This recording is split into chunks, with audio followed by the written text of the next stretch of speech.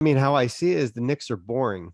I mean, that's how it is. They're boring, which is a good thing, right? Like sometimes it's okay. Like if comparing the Knicks and the Nets is like if you're running the Knicks, you can put your head on the pillow at night and go to sleep and wake up, and there's not going to be a couple phone calls in the middle of the night here. Yeah, you can You put your know, phone where on silence and not worry about it. where with the Nets, you might wake up and it might be PR disaster. There might be three different PR disasters, right? So for me, I think, as I said, I think they're safer.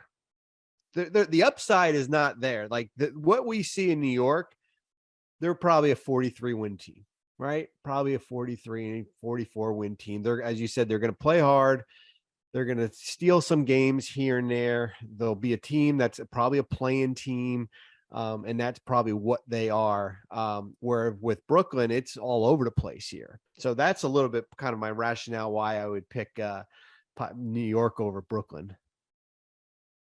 Yeah. So the other thing is, in a way, by acquiring all these picks, they've put themselves in a bit of an interesting spot. So now they're like the people that go into the jewelry store or whatever, make whatever analogy you want to make, and everybody can see the wad of cash they got.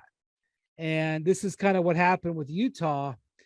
You know, the Knicks were very cognizant of overpaying.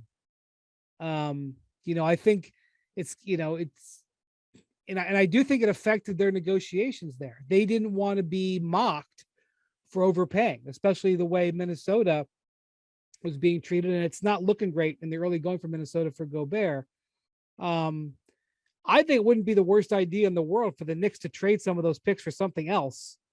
I actually think it would sort of be a palate cleanser, because I think, when the next player potentially comes available, player X, I don't want to be aggregated into who I think it could be. And just so we're clear here, you don't think there's any way that if Durant comes back to market, you don't think there's any way that they would consider doing a deal with the Knicks, do you? You never say never. I mean, we hated doing. I mean, I never did it. We never even called them when we were making like trade calls.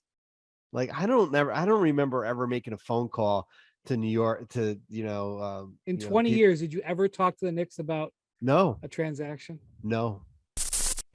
Thanks for watching ESPN on YouTube. For live streaming sports and premium content, subscribe to ESPN Plus.